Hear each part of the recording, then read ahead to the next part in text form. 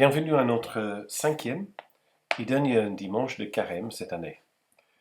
Le nom de ce dimanche en latin c'est Judica, ce qui fait référence au psaume 43, qui nous dit « Rends-moi justice, ô mon Dieu, envoie ta lumière et ta vérité. Elles me guideront, elles me conduiront jusqu'à ta demeure. » En Jésus-Christ, la lumière et la vérité sont apparues. Il nous donne la force d'aimer et de pardonner. Et la prière pour ce dimanche, nous prions. Seigneur Dieu, tu nous donnes de célébrer la passion de ton Fils avec reconnaissance. Aide-nous à le suivre en portant nous aussi notre croix. Par ta grâce, fais-nous parvenir à la vie éternelle avec lui. Amen.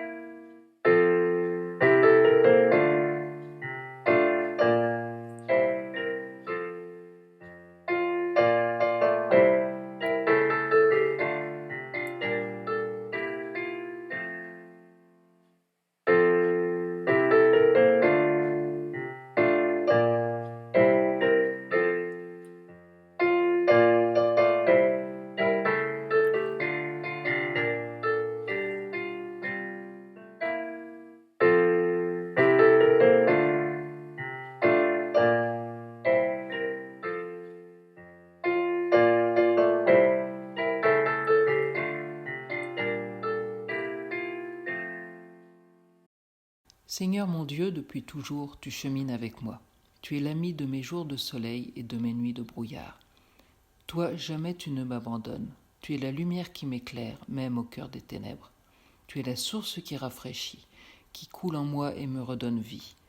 Ton amour pour moi est si grand que même la mort ne l'arrête pas. Tu es le chemin, tu es la vie nouvelle. Donne-moi, Seigneur, sur ma route de Carême, d'oser vivre ta parole, celle qui donne vie, celle qui ouvre l'horizon, celle qui repousse les ténèbres, celle qui me met debout. Donne-moi, Seigneur, sur ma route avec toi, d'oser partager ta parole, avec humilité et vérité. Amen.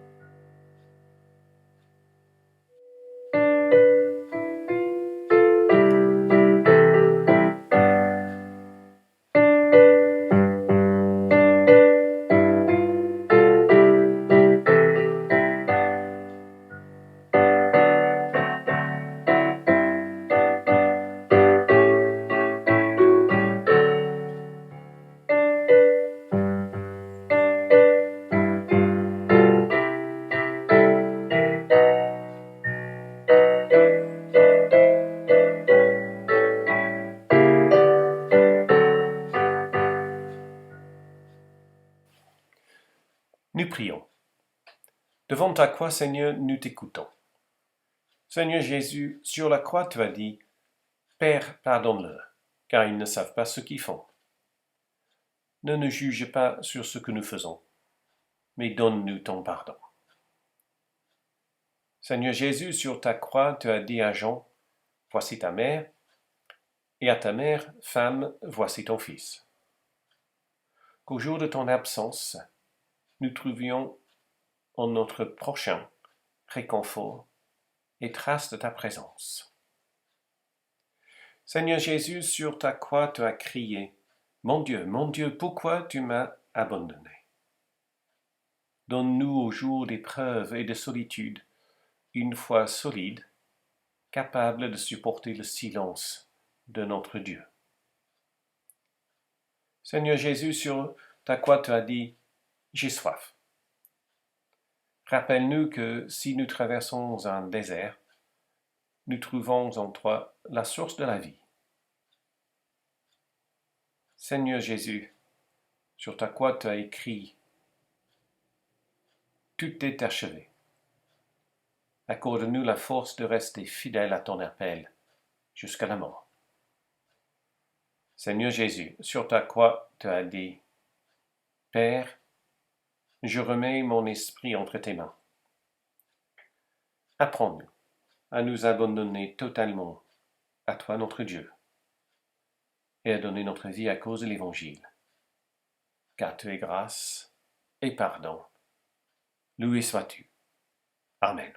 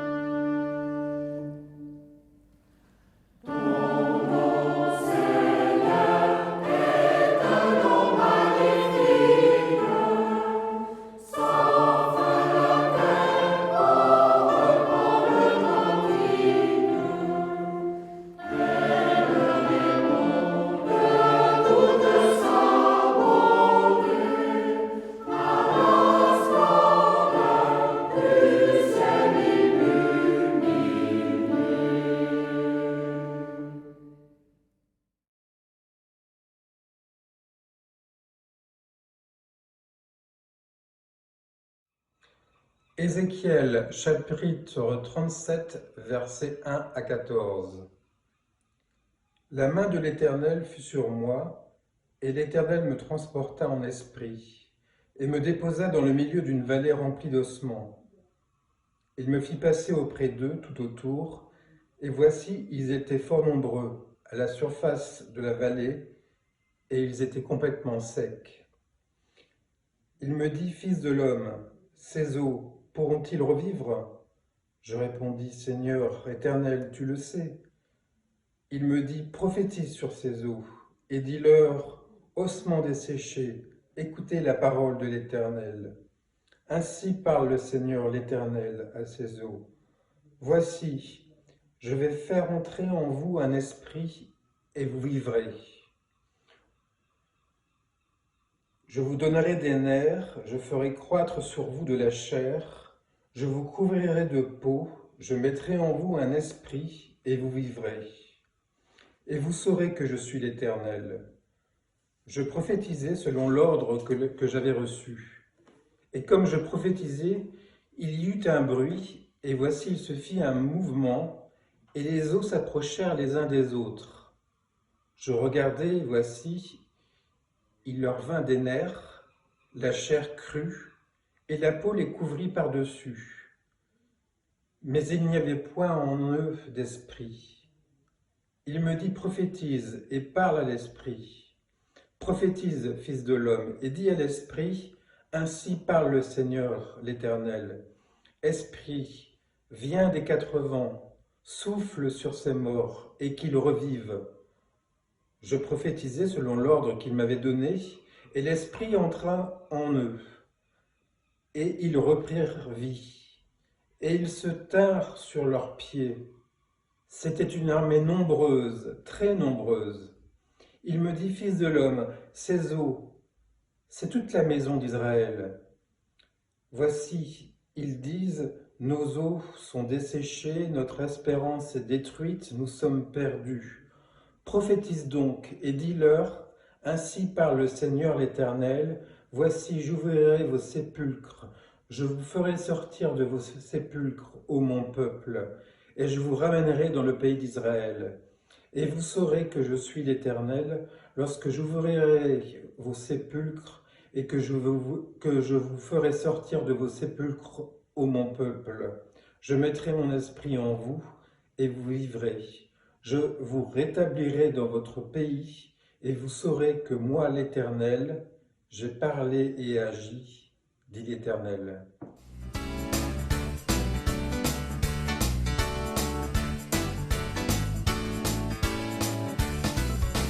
Ezekiel cried down, dry bones. Ezekiel cried down, dry bones. Ezekiel cried down, dry bones. Oh, hear the word of the Lord.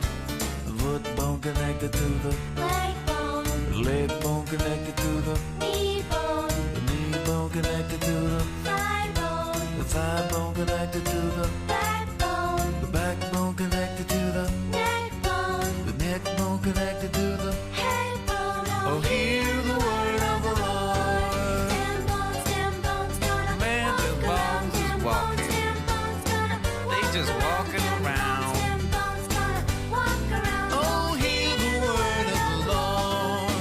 The head bone connected to Neck bone, the neck bone connected to backbone, the backbone connected to thigh bone, thigh bone connected to knee bone, the knee bone connected to leg bone, the leg bone connected to foot bone. Oh, hear the word of the Lord. Oh, hear the word of the Lord. Oh, hear the word of the Lord.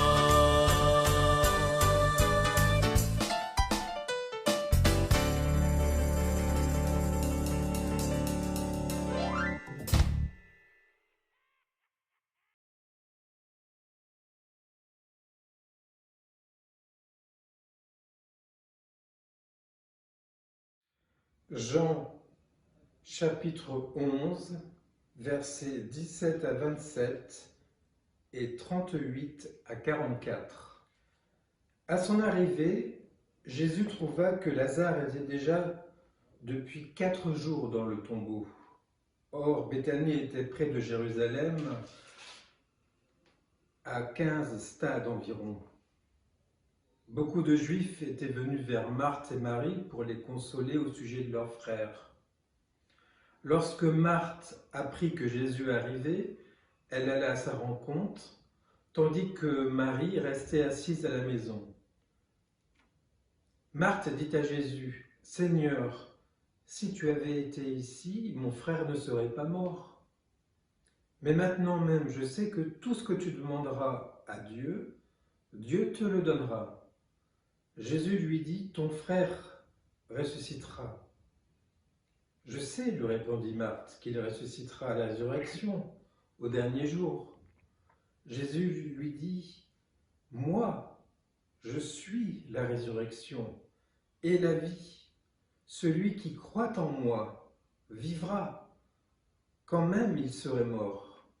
Et quiconque vit et croit en moi ne mourra jamais. Crois-tu cela ?» Elle lui dit, « Oui, Seigneur, je crois que tu es le Christ, le Fils de Dieu, celui qui vient dans le monde. » Jésus, frémissant de nouveau en lui-même, se rendit au tombeau. C'était une cavité et une pierre était placée dessus. Jésus dit, « ôtez la pierre. » Marthe, la sœur du mort, lui dit, « Seigneur, il sent déjà, car c'est le 4e jour. » Jésus lui dit, « Ne t'ai-je pas dit que si tu crois, tu verras la gloire de Dieu ?» Ils ôtèrent donc la pierre. Jésus leva les yeux en haut et dit, « Père, je te rends grâce de ce que tu m'as exaucé. Pour moi, je savais que tu m'exauces toujours, Mais j'ai parlé à cause de la foule de ceux qui se tiennent ici, afin qu'ils croient que c'est toi qui m'as envoyé. » Après avoir dit cela, il cria d'une voix forte, « Lazare, sors !» Et le mort sortit, les pieds et les mains liés de bandelettes, et le visage enveloppé d'un suaire. Jésus leur dit, « Déliez-le et laissez-le aller. »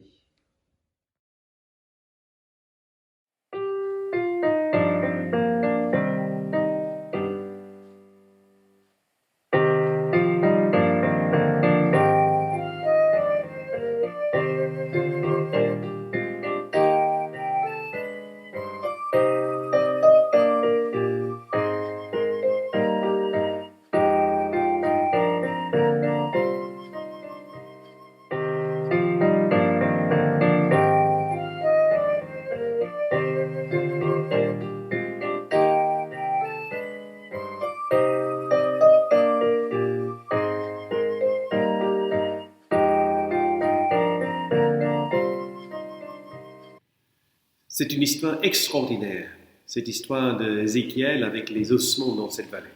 Je me rappelle quand j'étais enfant dans l'école biblique avec notre monitrice, Mademoiselle Strong.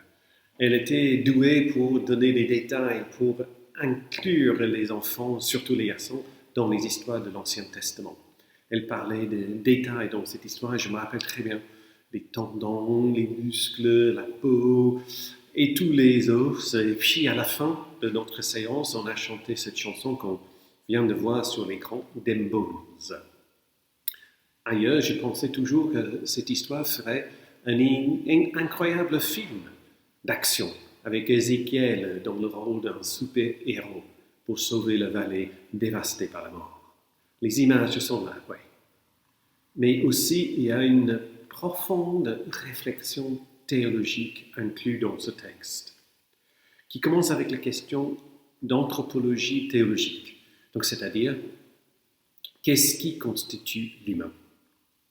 Ézéchiel commence avec le concept que l'esprit est indépendant du corps, que nous sommes en quelque sorte un amalgame de chair et d'esprit.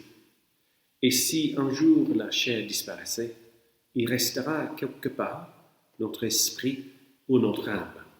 Ézéchiel constate que Dieu reconstitue le corps de ces personnes dans cette vallée à partir des éléments comme les muscles, la peau et tout le reste.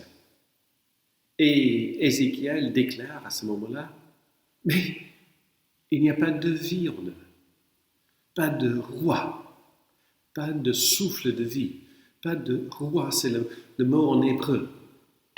Et ce constat est étonnant. Et en plus, c'est au contraire de la prophétie qu'il a annoncée quelques versets plus tôt. Là, il disait, parole du Seigneur, je vais faire venir en vous un souffle pour que vous viviez, et je mettrai sur vous de la chair.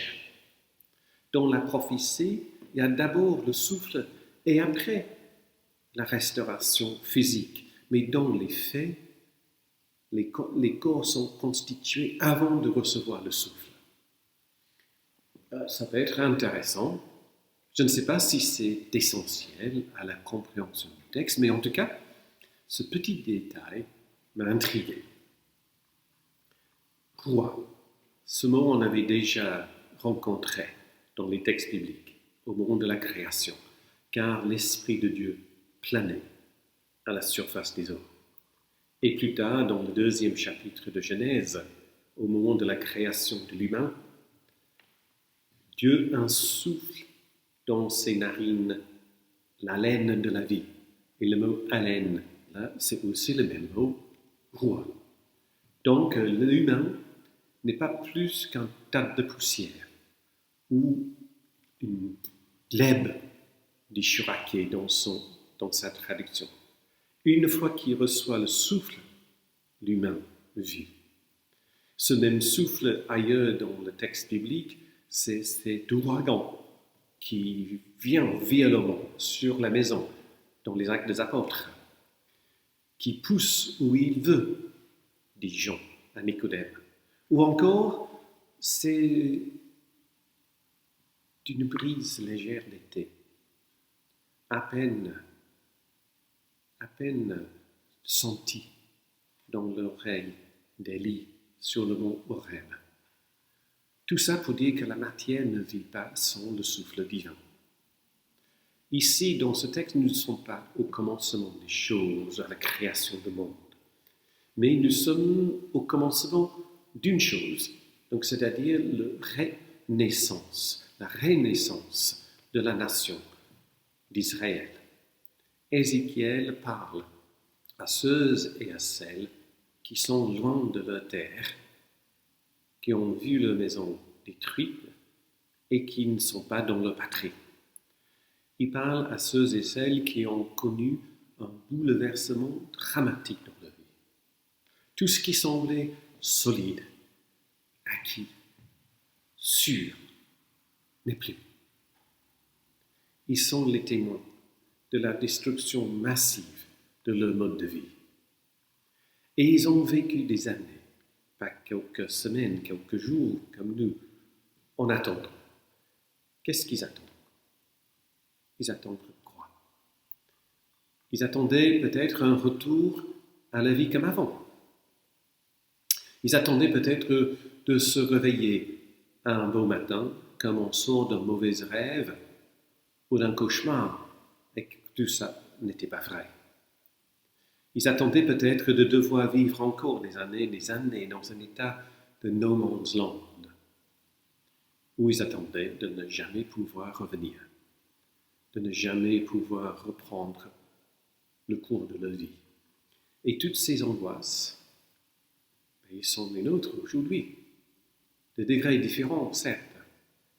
Et pour beaucoup d'entre nous, ces questions ne sont pas seulement des interrogations d'un peuple et d'un texte vieux de 2500 ans, mais ces questions alimentent notre imaginaire et nos esprits. Elles risquent de miner nos vies et nos relations. Et Dieu vient dans ce texte avec une promesse. La promesse dans ce texte, ici, dans le contexte de ce texte, c'est un retour et une restauration à la vie. Chair et sang, terre et sang. Mais d'autres ont prononcé ces mots, terre et sang. Blut und Boden, un slogan qui devenait une idéologie nazie après l'opération Barbarossa en 1941, pour dire que la terre nous appartient parce que nous y avons versé notre sang. Rassure-toi, tu ne trouveras pas la phrase « terre et sang » dans la Bible, mais tu trouveras « os et chair ». Os et chair comme motif de filiation, comme un lien de sang, comme une sorte d'appartenance au peuple, à la nation choisie, à cette nation choisie par Dieu.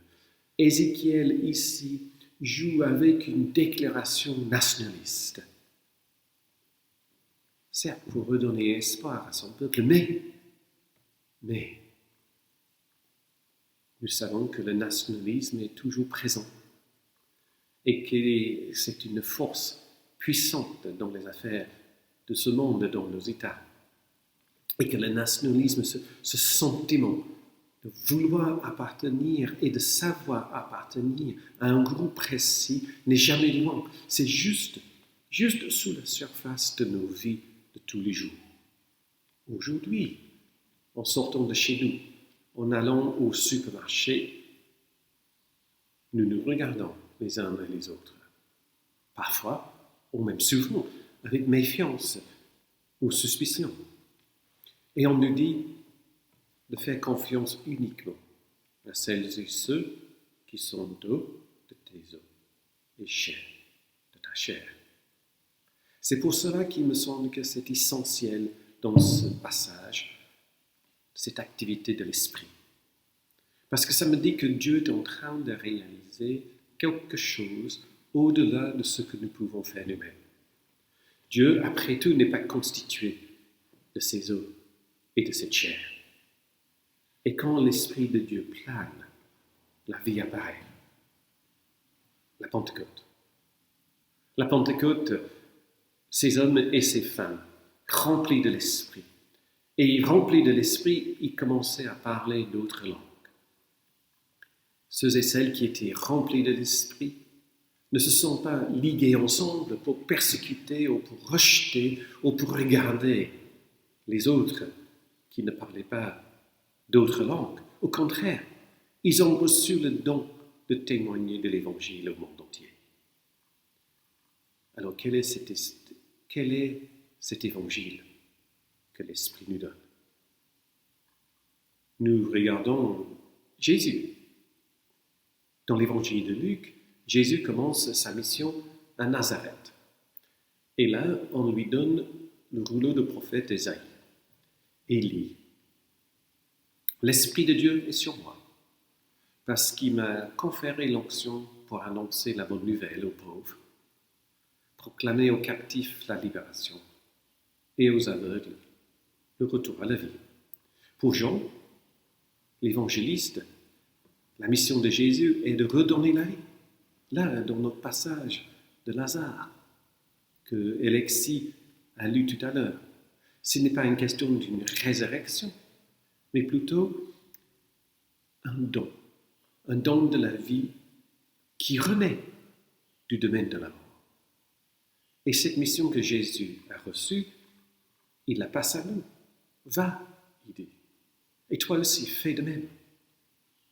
Nous ne trouverons jamais des programmes nationalistes dans ce que Jésus nous demande de faire. Et il est vital de les résister.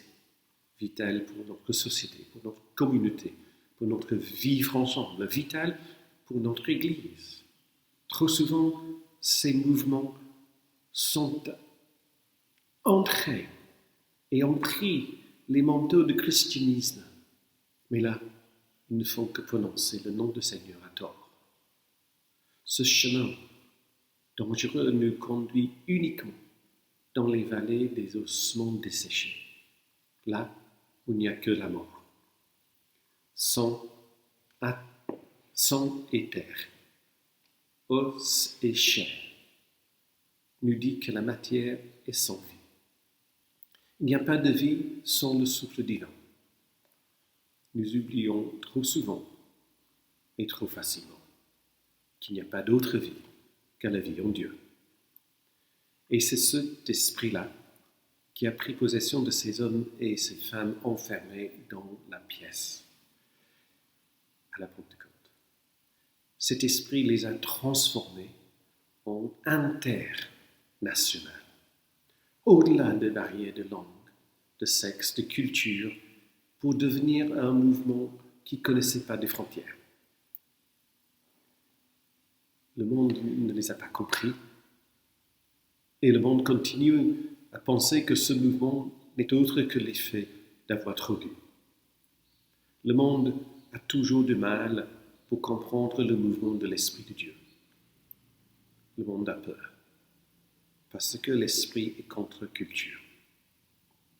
Cet Esprit te dit que les bénédictions que tu as reçues de Dieu, ta foi, le sens de ta vie même, l'argent, terre, tout nous appartient uniquement pour les rendre ailleurs. Ils nous sont donnés pour que nous les donnions. Nous pouvons regarder cette vallée de confinement qui est notre vie actuelle. Et nous serons pardonnés si nous pensons comme Ézéchiel et comme le peuple autour d'Ézéchiel, que là il y a très peu d'espoir. Le peuple au temps d'Ézéchiel devait lutter pour comprendre cette espérance, de saisir et de le vivre. Et ce n'est pas plus facile pour nous. Nous sommes héritiers de cette tradition, mais nous sommes aussi héritiers de ce que Jésus nous a donné. Nous sommes appelés son esprit à l'espérance. Et comme dit l'apôtre Paul, nous sommes appelés à la foi, l'espérance et l'amour.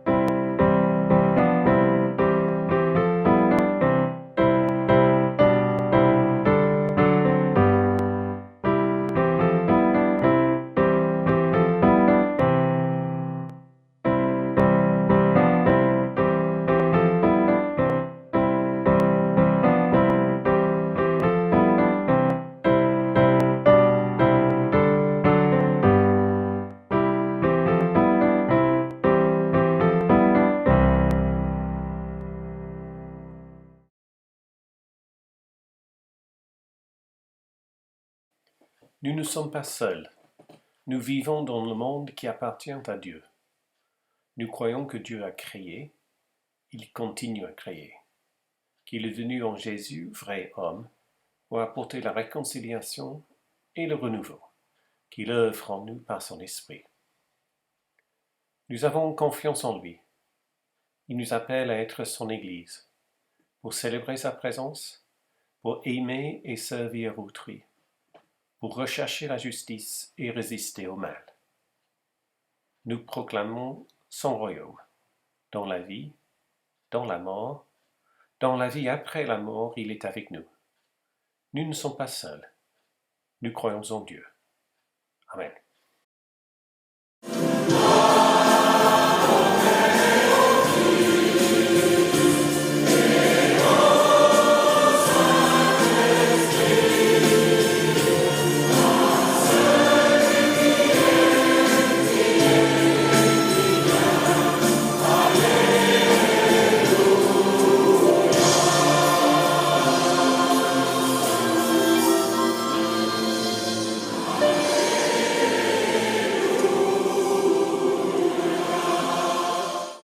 Dieu notre Père, toi notre Dieu éternel que nous pouvons appeler Père, tu es le soleil de justice, ta splendeur n'a nul égard, ta compassion et ton amour est sans pareil.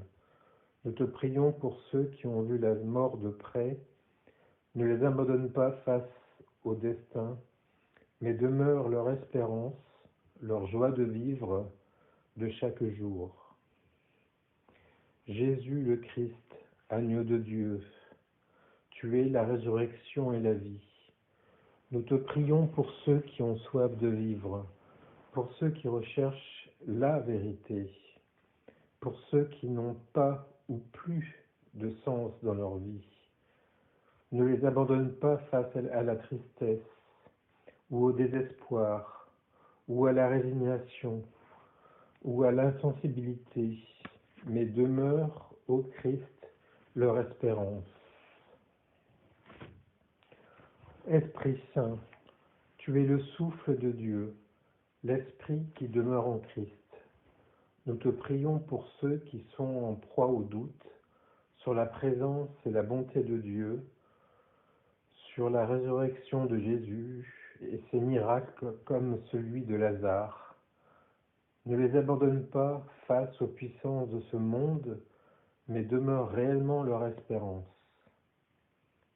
Dans le silence, confions à Dieu ce qui nous tient particulièrement à cœur.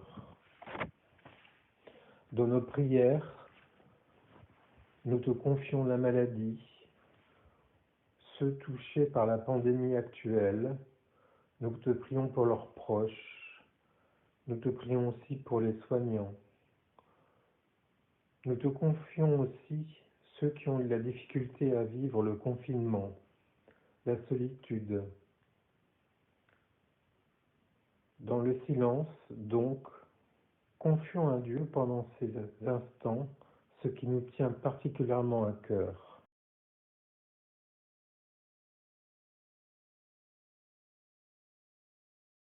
Dieu trois fois saint, nous te rendons grâce de demeurer parmi nous. Reçois notre prière, reçois les prières adressées pendant ces moments de silence, toi qui es béni pour les siècles des siècles. Amen. Ensemble prions. Notre Père, qui es aux cieux, que ton nom soit sanctifié, que ton règne vienne, que ta volonté soit faite sur la terre comme au ciel. Donne-nous aujourd'hui notre pain de ce jour. Pardonne-nous nos offenses, comme nous pardonnons aussi à ceux qui nous ont offensés. Ne nous laisse pas entrer dans tentation, mais délivre-nous du mal, car c'est à toi qu'appartiennent le règne, la puissance et la gloire pour les siècles des siècles. Amen.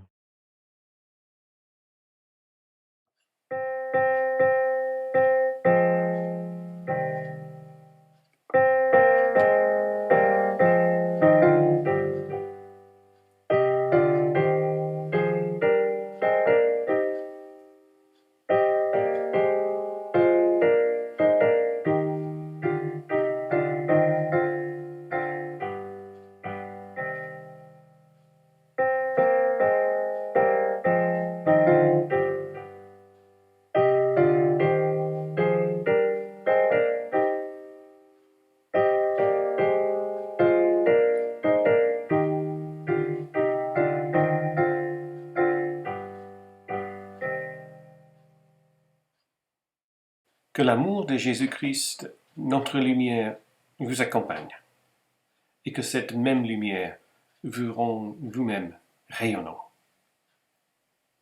Allez et restez dans la joie de notre Seigneur. Amen.